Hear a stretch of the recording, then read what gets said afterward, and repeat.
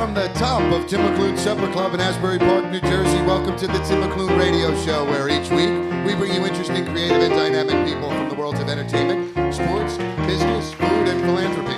Today's guests are from Madison Marquette, the president of property investments, Gary Mattola, singer and recording artist, Marlene Planck, and from Holiday Express, the executive director, Don Pignataro. I'm Paul Diamede, and here's your host, Tim McLoone. I wrote that theme at no extra charge to the show. I'm just saying, sitting here at our piano up in the Supper Club.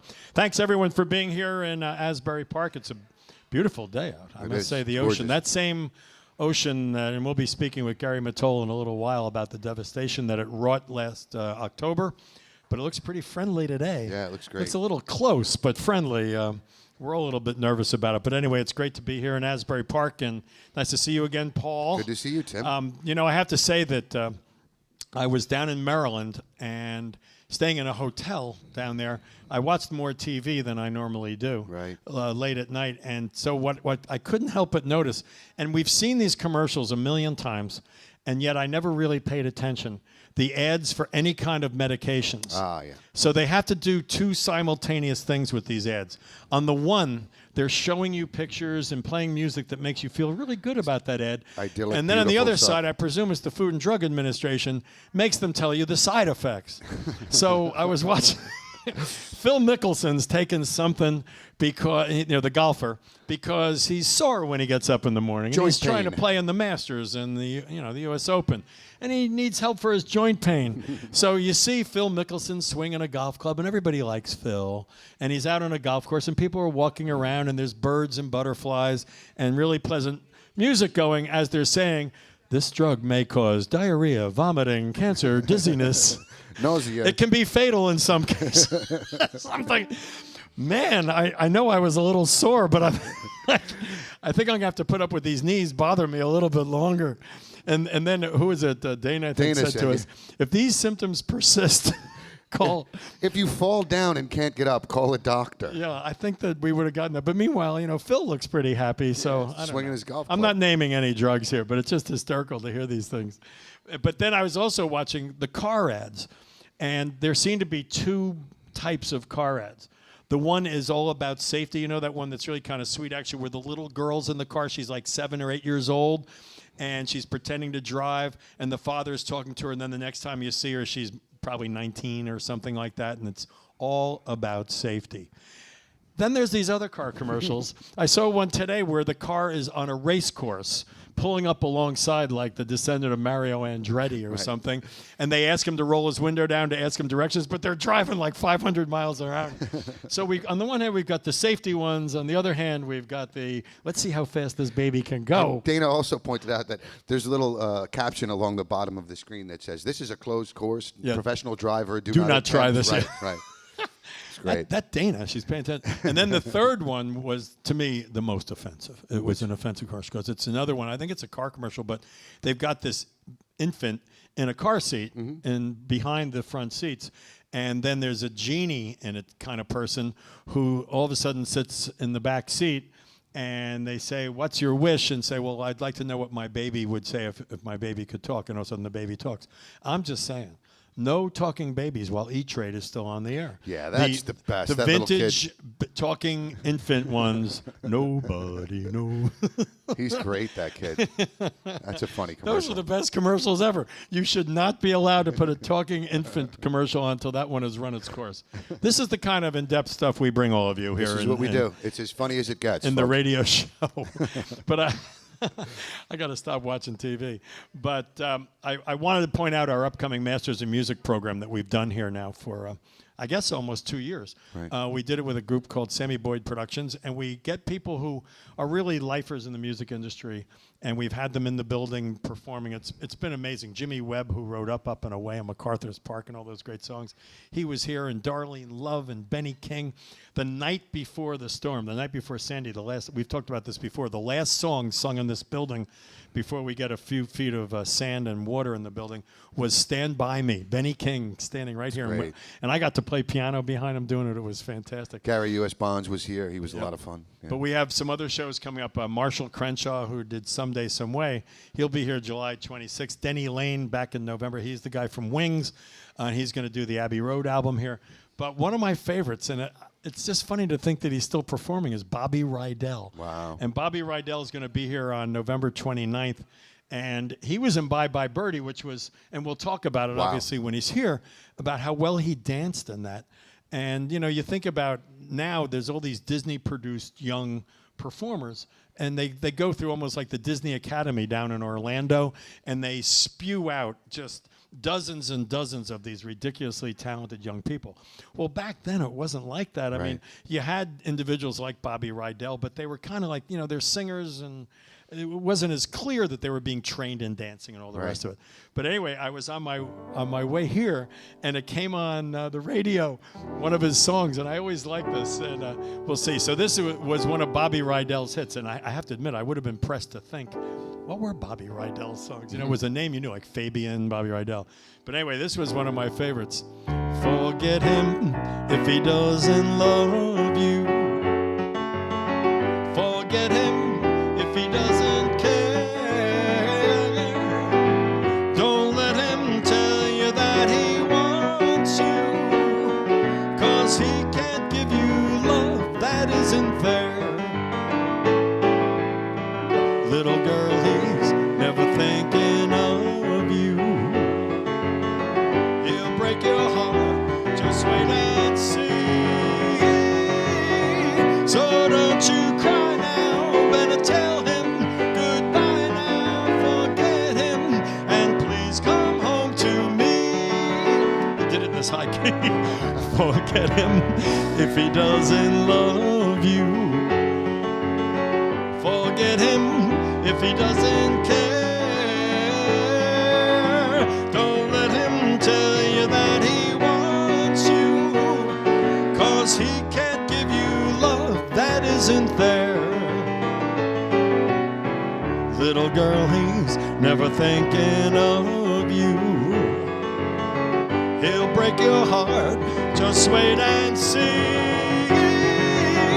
So don't you cry now, let's tell him goodbye now. Forget him, and please come home to me.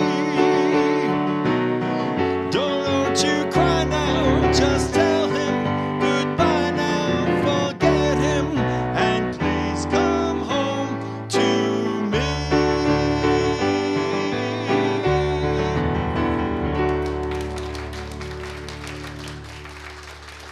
Oh man, Bobby Rydell songs. You know, who does Bobby Rydell songs? And who also made those mistakes on the chord changes right at the very end. That was just to see if anyone was actually paying attention. We're going to have a wonderful singer on a little bit later, being accompanied by an incredible piano player. So we're going to be very fortunate with that. But anyway, Bobby Rydell himself, if you can wait till November 29th, will be right here at the Supper Club. That was fun, Tim. Nice song. Broadcasting from Tim McLoone Supper Club in Asbury Park, New Jersey. Listen to us every Saturday at 5 p.m. on WOR 710 AM. Follow us on Facebook and Twitter at Tim McLoone Radio. And listen to this show as well as past shows on our website, TimMcLoonRadioShow.com. You're listening to the Tim McLoone Radio Show. I'm Paul Diamede. We'll be right back after this. Welcome back to the Tim McLoone Radio Show from Tim McLoone Supper Club in Asbury Park, New Jersey. Don't forget, if you'd like to be a member of our audience, go to TimMcLoonRadioShow.com. The show is free to attend. We offer a full menu and bar. It's a great wine list, so come on out and be a part of the show. All the members of our audience get a special gift from the show. They get a gift? Yes, tonight Who's we're paying giving for that? out... I think we are. Tonight we're giving out Frisbees. It's kind of cool. It's beach season. We got Frisbees with the Tim McLoone Radio Show. This looks like logo. a Frisbee crowd. It's going to Yes, be fun. For reservations, go to TimMcLoonRadioShow.com. And now, here's your host, Tim McLoone. Oh, boy. And our special guest, Gary Mattola. There you go. Well, for those of you who are hoping for a really nice gift, you know, this isn't the Oprah show, so no cars. You get a Frisbee. That had to have cost thousands of dollars That's to a cool do that. Frisbee. Well, you know, we've talked about Asbury Park a lot since we've been doing this show, and we thought we'd go to the main guy himself. And Now, we've had the mayor on. That was good. We've had the president, actually. President Obama standing right outside our building here. We've had the governor here several times. He's been in. But the main guy, who's going to come a little closer to his microphone, is Gary Mattola, who's the president. This is the formal title, the president of property investments for Madison Marquette. Hi, Gary. How are you? How you doing, Tim? I have to say, No, you don't. Watching Tim McLoone do Bobby Rydell was one of the greatest moments of my life, Tim. Amazing. But you stayed to come on with us anyway? The doors were locked. Well, there you go. Well, so Gary's my landlord when you come right down to it. So I have to watch what we do here. But we're sitting in the Howard Johnson's building that I'm not sure when it was built, but I think it was 1960. In the 60s, is that right? yes. And some parts of it are still the original. And we know we kid about this, but when Hurricane Sandy hit, the actual Howard Johnson's part of this building kind of stood up well. It really did. We had no windows breached or anything. So in that regard, I guess we were lucky. But, all kidding aside, Gary and I were leading parallel lives for a while there without realizing it. I'm going to drag this story out again. I apologize for this. But people kept telling me, wait till you meet Gary Mattola. You guys are really going to like each other. You've got a lot in common. And the sad part was I just thought they meant our age because we're the same age. So it needed to be a little bit more than that. But it ends up we do meet, and we hit it off right away. And we had 100 things to talk about. But we didn't even know how parallel we were. And so it ends up that I was at Seton Hall Prep in South Orange, New Jersey, and you went to Bergen Catholic. Bergen Catholic, yes, I did. And we got talking about track. And so tell them. Tim, you won that race, Tim. You bring this up every time I see you. As often as I can. As often as I can bring this up. Tim was a great track athlete, and in our freshman year, state championship. Oh, God. Tim won, and I was fourth, but I left a lot on the track. Yes. But the best part is I drove you out of the sport. Pretty you much. said you didn't run anymore. Pretty much. But anyway, football. But it was interesting, though. Yeah, I had no talent for sports, which is why I did track. But so then we ended up going to college together. Yes, we did. But we didn't know each other. That's true. I don't know how two Catholic school kids found themselves up at Harvard. I really don't. It was a different It era. was the late '60s, so I'm sure there was a lot of. But we were the memory first, really. issues. I mean, I was the second one from Seton Hall Prep to go there. And you and I were talking about it, that, the priests at Seton Hall were like, you're going to lose your religion, this isn't going to work out. They were extraordinarily accurate with that position. I don't know about you. Of course, Sister Debbie's over here. Yeah, I don't remember as much as I should. But at any rate, so all these years later, we do meet. And Yes. we decided to come here to Asbury Park because we were very fortunate. We did really well in our development up in Pier Village and Long Branch, and things were really good, and we just felt compelled to come here, quite honestly. And I didn't know I was going to meet you. And one of the things that I was so impressed with, and this may be my fantasy about it, but I think it's true. I really felt that you and Madison Marquette, of course, everybody in business wants to make money. They see an opportunity, they see an investment. But I also got the sense that you personally, as well as the company, wanted to be the ones who did it. Well, of course. Made Asbury come back. Look, Asbury is New Jersey's treasure. It's if there's one city in New Jersey that people love and treasure, it's Asbury. And so the city deserves a lot, and it deserved to come back right. And so when we did the waterfront redevelopment and the boardwalk and the businesses, we made it true to New Jersey. If you notice on the boardwalk, there's all local businesses, all great local businesses. The Supper Club is a wonderful place here, and that was really important to us. And the music. We have 5 music venues. We have the Wonder Bar and the Stone Pony and the Conventional and the Paramount, and we've been really true. We've tried to be really, really true to this great music history. Yeah. And the Supper Club is an amazing addition. But it's been tough, right? I mean, what year did you start with your Start part 2007. Yeah, well, 2007. And let's see if we can think of what happened in 2007 and 8. I think there was something of a financial crisis in the country. Yeah. Oh man, all of our timing couldn't have been worse, I suppose. Yeah, although Asbury's come through better than most. But it was rough though going. Very rough, very rough. Because we all obviously came any here business. at the worst, I guess theoretically at the worst possible time. Yes. But if you recall, of course, what the waterfront looked like in 2006, I mean, basically, many people in Monmouth County thought that if you came to the Asbury waterfront, you'd be killed. Yeah. It was that difficult. It was that challenging. So what we found amazing was, as soon as we brought some businesses here, cleaned it up, and opened it for business, people just wanted to come. And it's the businesses like yours and the other restaurants and the entertainment. Everyone just took it on as a task and took it on as a passion, and that's made the comeback really strong. It's really remarkable because, I mean, I love the fact that you speak your mind like that, because that was people's fear. And we have, I don't honestly know how many years we've been here. I think it's 5. And we have not had a single incident. Nothing. Nope. Nothing at all. Nope. I think it's extraordinarily safe. And what's amazing about it is if you come out onto this boardwalk in the summer, first of all, how many people are here? Mm-hmm. You know, it's funny because the people that came that first summer got away with it because I was about to say they got away with murder. Let's not go with that kind of euphemism. I think we just dealt with that. But they came to this incredibly clean beach that was basically deserted because people didn't know. Mm-hmm. And it didn't take long for the word to spread. That first year it didn't go. The first year, that was 2007, but very quickly after that. But after that, people you came. could not get on this beach. It's beautiful, and it's wider than so. I mean, as much as it did have erosion of sand, and we're going to have to believe that Governor Christie is going to be true to his word, and they're going to replenish the whole shoreline of the entire state, and that we'll see within the year that there'll be a big change. But it's still beautiful out there. But what always got me was the lack of a demographic on the boardwalk. You could not say who walks the boardwalk. It's not the lack of a demographic, it's just exactly the opposite. It's an got amazing demographic. Are you going to start contradicting me everything I say? Is this Well, it was one race, Gary. I won't. One race. But I won't contradict you, but what I will do is I'll give you a quote from the boss. In terms of the demographic, Bruce, of course, is a friend, and he's just an amazing supporter of Asbury Park, and he... That would be Bruce Springsteen. That would be Bruce joining Springsteen. us. That would be Bruce Springsteen. That's where Asbury Park doesn't need a last name in Asbury Park. Bruce, in fact, in the first concert he did in Rochester after Sandy, Bruce stood up and he gave a little speech that I've seen him do with the Stone Pony several times, and it's about I'm from New Jersey. This is my hometown. It's Asbury Park, and we've been around the world, but all we are is a little shore band from the Jersey Shore. That's what we are. That's it. And to see what happened to my state and to see it come back, and Asbury Park has been through a downtime, but it's coming back and it's strong. And he keeps talking about the demographic. It's the most egalitarian, the most democratic. And in fact, the last time he was at the Stone Pony, Governor Christie was there.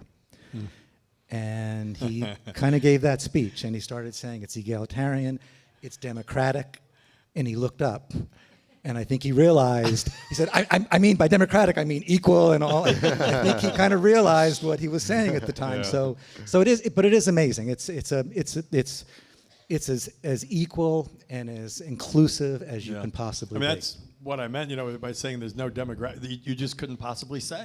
Absolutely. It's all ages, all ethnicities, We were with birds on their shoulders walking down. We were warned one day by the police that the pagans, the motorcycle gang, was coming. Oh, wow. Watch out for the pagans. And the pagans go to Seaside, and everybody's scattering. Yeah. Well, the pagans walk down the boardwalk. No one gave them a look. No one cared. We did have a problem that day. In the little mini golf thing, somehow 2 mothers got into a fight and spilled over into the water hazard, and that was the only thing the only incident we had that weekend. Then one of them pagans were fine. One of them fell into the windmill, and the clown face got involved. You got it. Well, so what can people look forward to in Asbury? Because from our perspective, quite honestly, we got slaughtered here the first couple of years. We were the first ones in to some extent, and it just was. And then really a terrific explosion of business came about. Really in 2009, 2010, it really started going. And then, of course, Sandy set everybody back. And people forget about Irene because although it didn't have the lasting thing, it came the week of Labor Day when everybody in the shore businesses tries to make their last money. And that was the prior. Well, Irene wiped out the last 2 weeks of the season. Oh, it was horrible. But everything feels pretty good right now. And what would you tell people who are looking forward to what's the next part for Asbury? Well, the next part for Asbury is we've done a substantial improvement along, of course, the waterfront and the boardwalk, and got 7 or 8 great restaurants and a lot of businesses. If you notice also, the housing is starting to come back.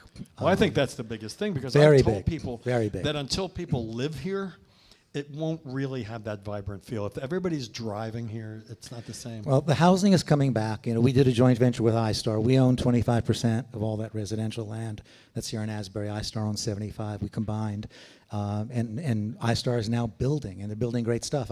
I was flying to a real estate convention in Las Vegas, and I think my wife had a Wonder Bar shirt on.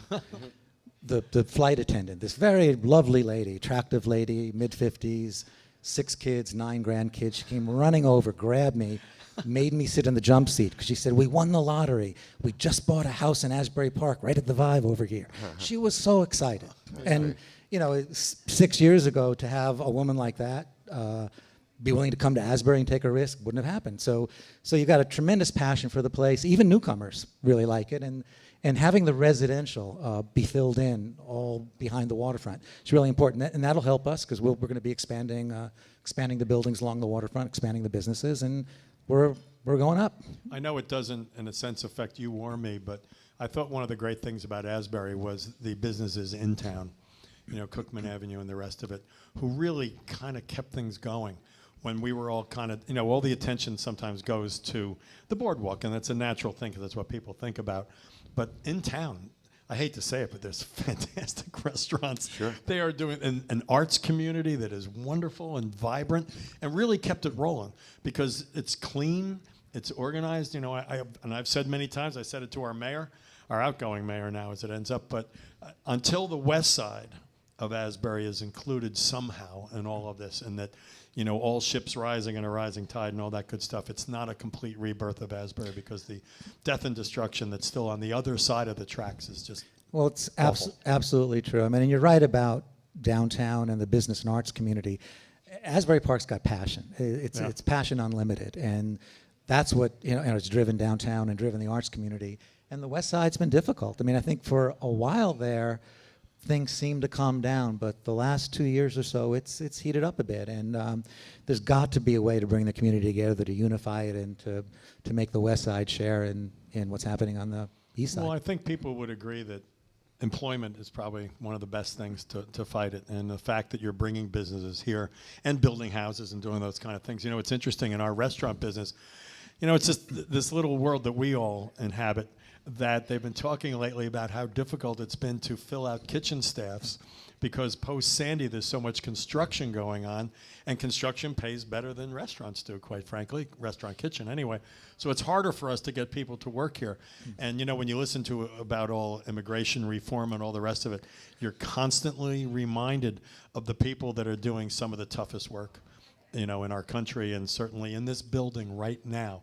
You know, the Latino community is just, it's crucial to us. We could not function without them. But, you know, one of the great things I was mentioning earlier that I drove back from Maryland, and what was astonishing was how much construction is going on in that corridor between Maryland and New Jersey.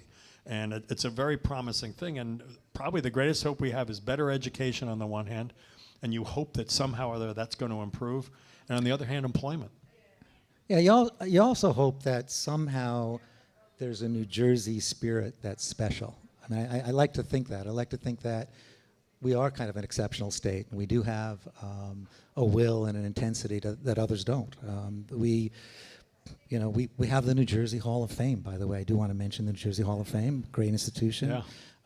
And we have so many successful people in New Jersey and so much passion here. And that New Jersey pride and that New Jersey intensity, I think, could be applied to Asbury Park and make the city work. Well, it's kind of interesting because I was speaking with some of our guests who are here this evening, and we were all, at various different tables, we were all reflecting on the fact that at various times in our lives we came to Asbury Park when we were, you know, I lived in North Jersey, I lived in the Oranges, and we came down here for our school trip. And I think there's a tremendous nostalgia towards the city, and people do root for Asbury Park, which I don't think they would for other cities. No, we everyone roots for Asbury Park. I don't think any city inspires such a uniform feeling of goodwill. Before we finish, I did want to speak to you about one thing, because I think you've been, you know, the leading proponent in this, of making this a music destination, that it's not just the Stone Pony, and we're happy to be part of this too. But are those plans still coming along? I mean, do you still see that as being a major part of the attraction of Asbury? Absolutely. We had a little bit of a setback last year. You know, we had a major festival here, and I think we've always felt that a major music festival would be a very, very important part of the music scene because it provides a focus for the year, and it can be expanded to a year-round. That was the kind show of that event. began with a B and ended with Bamboozle. It was Bamboozle, yes. But that was Bamboozle was the start, Yeah. and it was great to see this massive stage on the beach with with Bon Jovi and Skrillex and the Foo Fighters, and but the idea that we had was that was just a start to instituting a festival like Sundance and Park City or South by Southwest, and so we would hope to revisit that, to have a festival anchor it, but of course between the Stone Pony and the venues we have, and the Supper Club and the Lanes and all of the other music venues, it's got a great music history and it's got amazing musicians, and that's kind of the core of what makes Asbury. Well, the Stone Pony Summer Stage does huge shows. Because Yes. now, how many can they put in there? We've expanded it this year so we can get close to 5,000. That's just slightly larger than the 220 we do at the Supper Club. But- We but- spill out into the hallway over there sometimes. you But know? we've never had anyone do a cover of Bobby Rydell. Well, you're not likely to again. Gary Mattola, thank you so much from Madison Well, thank- Marquette for thank spending you for some time having and me. Thank you. talking about this great city of Asbury Park. And your passion helps make it go. For those of you who just joined us, you're listening to the Tim McLoone Radio Show from Tim McLoone Supper Club in Asbury Park, New Jersey. We'll be right back after this.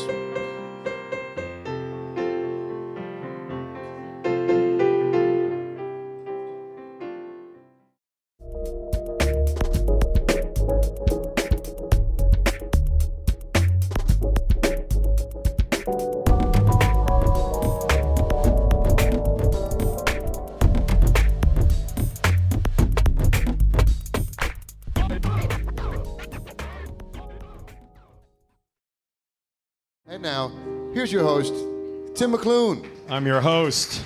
Oh, we are so pleased to have our next guest, and our audience is going to be pleased too, Marlene Verplanck. Thank you so much for taking some time to be with us today. Welcome, Marlene. Thank you. Okay, so no one has ever said these words about me. Here they come. This is from your bio. She may be the most accomplished interpreter of popular material performing today. That was some unknown paper called the New York Times. The next one was a national treasure. Marlene owns the American Popular Songbook. That was the Newark Star Ledger. Wow. The next one I'm not so sure, though. It says, breathtaking without a doubt, she is at the summit of her chosen idiom and still growing. That was Crescendo magazine from the United Kingdom. Now, I can't vouch for that one, but those are wonderful things to be said about you. Congratulations. Thank you. And we're going to let everybody hear from you a little bit, but we wanted to also get to meet you. You know, I love how prolific you are, though, because, I mean, your new album out, and that's called? Ballads Mostly. Ballads Mostly. It's your 22nd CD? It is. Oh, my goodness. Yes. And what's really hysterical about, I love reading people's bios, you know, and it's, here we are condensing a wonderful career into just a couple of paragraphs, but how you've sung background with everyone from Sinatra to Kiss. Wow. All right, I have to ask, what's up with singing behind Kiss?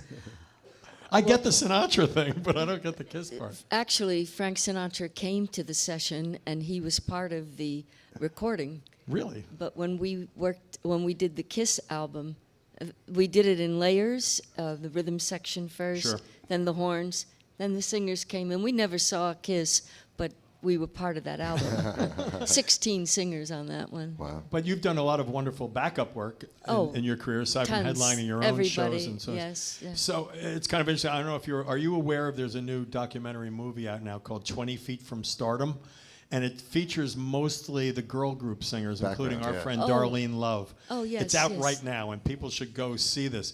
But that's your story too, you know, in a sense. 20 Feet from Stardom. Yep, I have sung behind just about everyone that came through New York to record. Well, drop some names. Come on, Marlene. Frank Sinatra, Tony Bennett, Perry Como, Joe Beam. No, I mean some famous people. Oh, Not anybody. those wannabes. Anyone that came through New York, I was probably on it.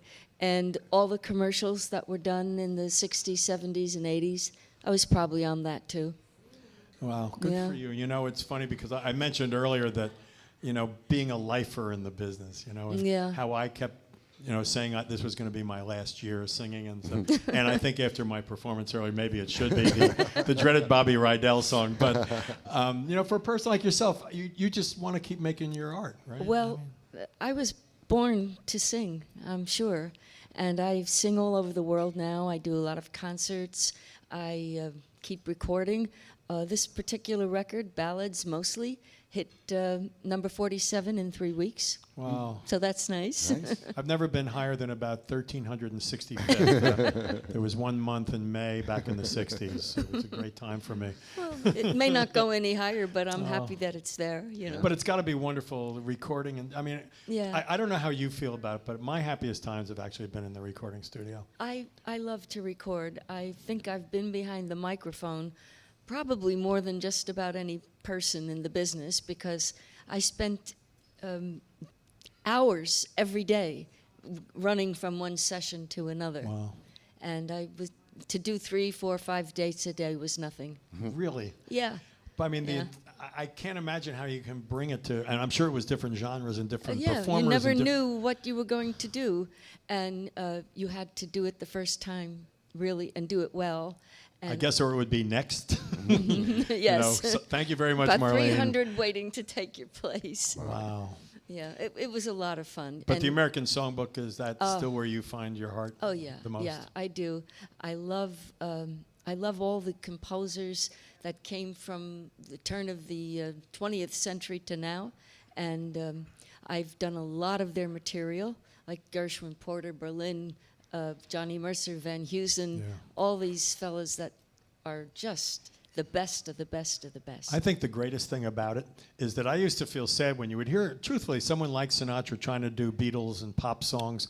And I think it's wonderful that the American Songbook lives on its own, and there are young performers coming up doing it just as much as seasoned performers, and that it's respected that way, and it's really a wonderful American musical art form. I know that Sinatra wasn't comfortable in that genre, Yeah. but he had to do it. Had to make a living. Yeah.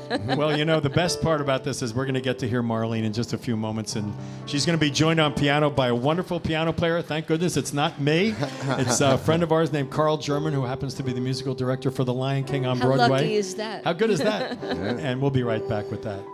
And now, here's your host, Tim McLoone. Our enthusiastic audience, you know, Yeah. we have to share with our audience. This is how things work here sometimes. We have this wonderful singer who you just heard from, Marlene Verplanck.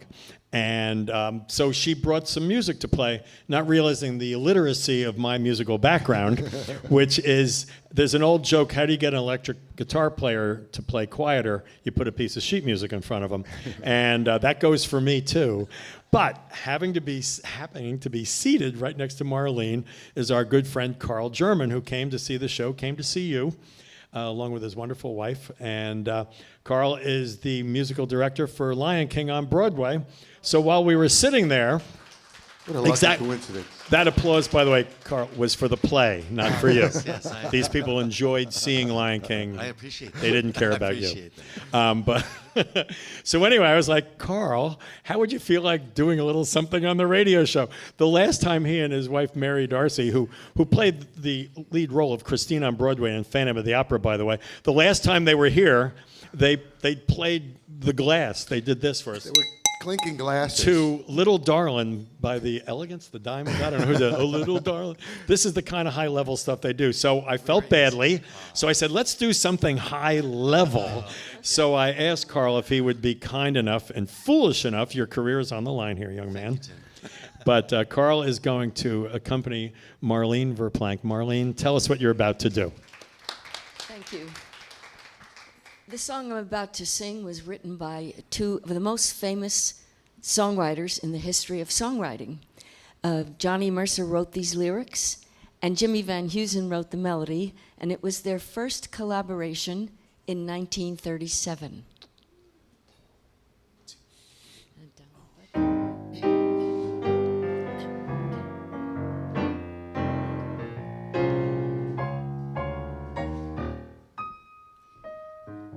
I took a trip on a train and I thought about you. I passed a shadowy lane and I thought about you. There were 2 or 3 cars parked under the stars, a winding winding stream, moon shining down on some little town, and with each beam, same old dream.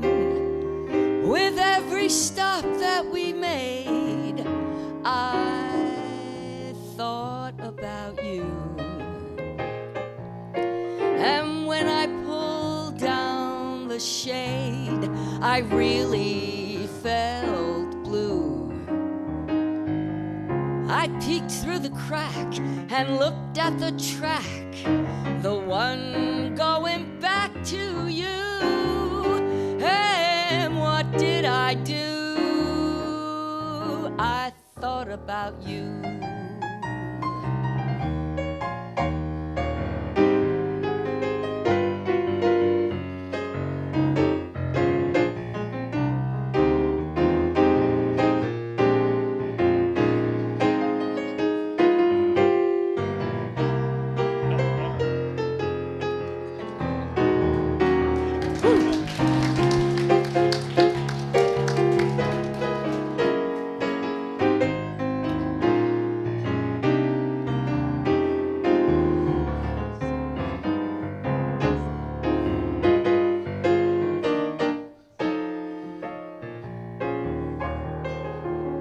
With every stop that we made, I thought about you. And when I pulled down the shade, I really felt blue. I peeked through the crack and looked at the track, the one going back to you. And what did I do? What did I do? What did I do? I thought about you.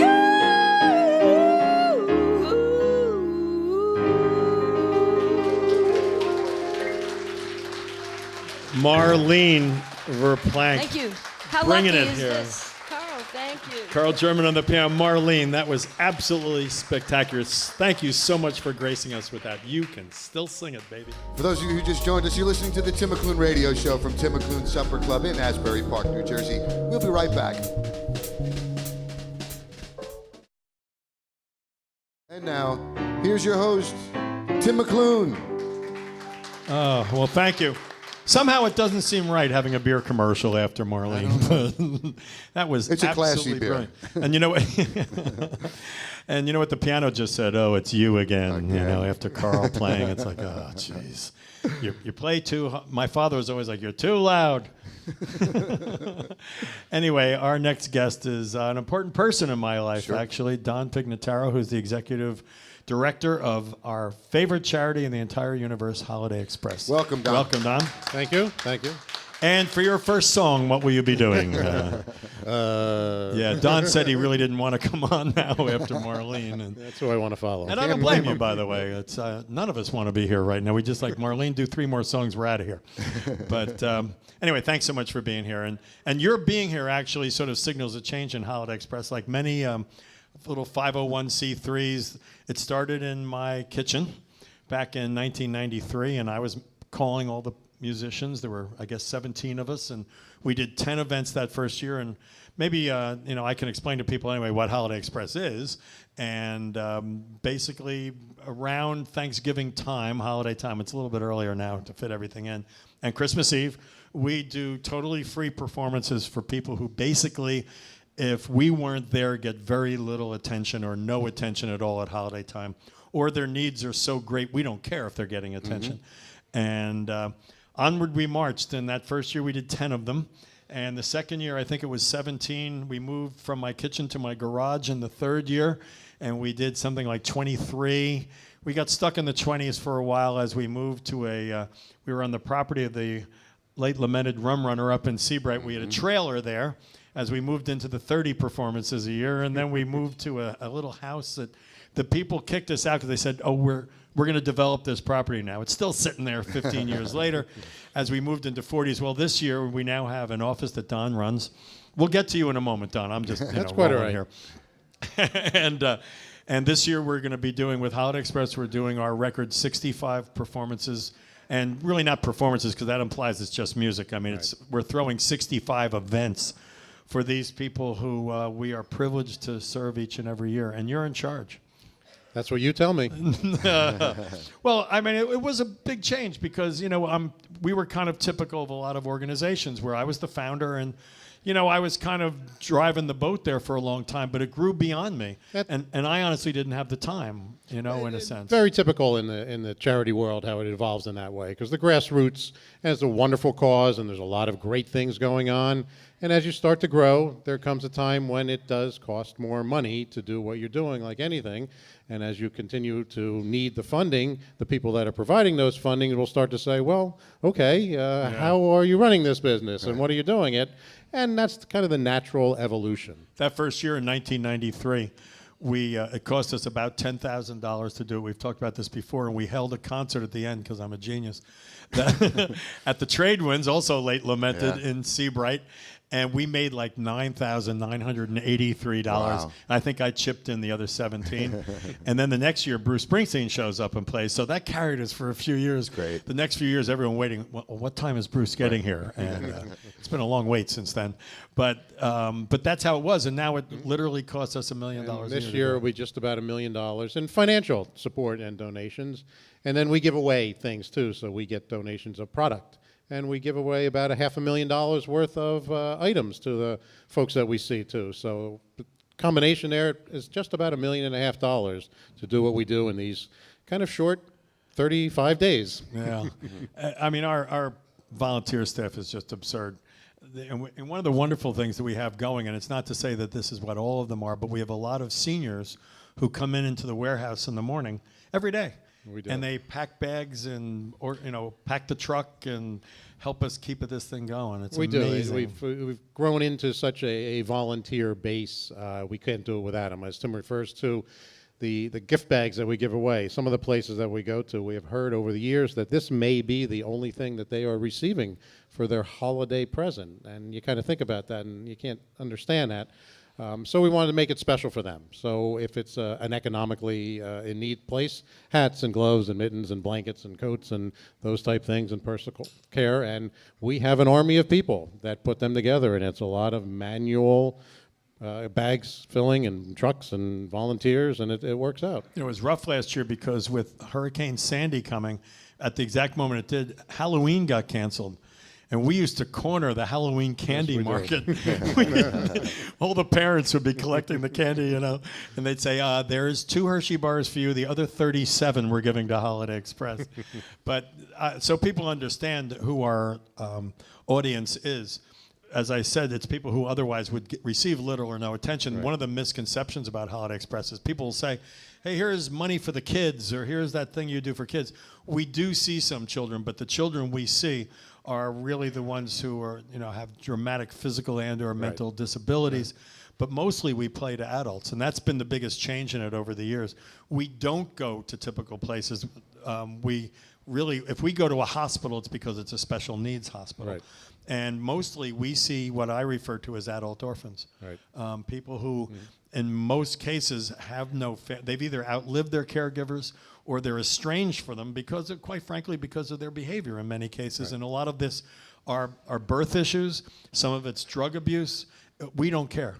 This is who they are in their lives right now. We make no judgments. We're not selling a religion or anything else. We're bringing Santa, and here we go. And it's a remarkable experience for us. And I think we've all come to understand, Don, that we're the recipients. As it ended up, we're the ones who get all the good out of it. And that's part of the thing that we see when we talk about our volunteers. We know that the clients, the customers, the guests, there's a lot of different terms that the places that we go to use. And they certainly are getting some of the joy and the brand that we bring them. but the volunteers who go along with us, it means so much to them. When we hear the stories and they get back on the bus or they come back and how they remember the person from last year and what it meant to them, and it becomes their holiday, and they have to do Holiday Express repeatedly because of that personal feel-good that they also get from just participating in it. And it really is it's a great thing for everybody. It was interesting because one of the things we've gotten from it is the fearlessness of our volunteers, because we've gone to AIDS hospices, we've gone to very difficult places. Very difficult. We go to a lot of places that are basically residential psychiatric facilities for some of the people that if we had not done Holiday Express, everyone in this audience and ourselves, we would find to be frightening. Right. You'd want to look the other way or run the other way. You'd be afraid. And now we go to these places and it's Bob. Bob, you want to sing with the band? There's this great equalizer once you get past it. It's crazy, And, So true. And we see people, you remember Robin, who unfortunately did pass away. Robin, I honestly don't know what syndrome she had at birth, but Robin was probably only about 2 feet tall and was not ambulatory at all. She had to exist in a sling, basically, and she had a little bit of hydrocephalia. Her head was much larger than we would see for someone even her height or lack of height. And Robin, and I'm doing my patronizing thing, we see her for the very first time at this place called, where we go? Matheny. Oh, Matheny was where she was Medical first Center. when we saw her. And so she's there in the front, and we always go down and say hi to everybody. And so I'm doing this. I'm like, hi, Robin, how are you? And she goes, I'm not a little kid. So that was my first piece of instruction. Well, Robin ended up running my life for the next day. I would get phone calls from Robin all the time. And it taught us a whole bunch of lessons. That the hackneyed expression, there but for the grace of God go I. That's almost not even true. It's there but for the grace of God. That is me. This is me. And Right. It's the one thing we've learned, whether we're at soup kitchens or homeless shelters or AIDS hospices or all these special needs hospitals, psychiatric facilities, you meet yourself, you meet your uncle, you meet your cousin, and in some cases it's literally true. Every audience I ever speak to about Holiday Express, I always say, I know that every person listening right now has someone in their life who needs, in essence, to be taken care of. And, whether it's a relative or a friend or whatever. And these magical people who make their lives doing this, we go to these places, and we've told this story before, but people are like literally crying when we're leaving there in their gratitude. And our attitude is, are you kidding me? Right. You're coming back tomorrow. I was here for 3 hours, and I don't know how you do your The staff job. is terrific. Unbelievable what they do for some of these places. Oh, And they become the family. Because as you said, kind of the caregivers. Well, that's It's what they usually have. Because those are the only people that they have. And they have each other, In many places we go, the dream is to be in a group home. And unfortunately, we spoke about this with the head of mental health for Essex County a couple of shows ago, Right. Bob Davison. And it's a dream, but it's a dream that's not going to be realized in 95% of the cases, partly for financial reasons, but also partly they just can't survive. Right.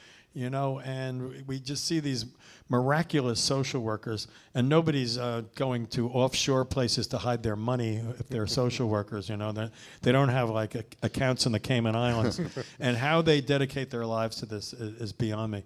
So we had you on for another reason, though, because we wouldn't mind if we raised a little money for Holiday Express too. That million you were speaking about. We have a couple of events coming up, so tell us about those. Right. The next one that we have, like every charity, we have a golf outing that comes up, and we talked to Sister Debbie earlier in Collier School, and the proceeds from that benefit the scholarship program.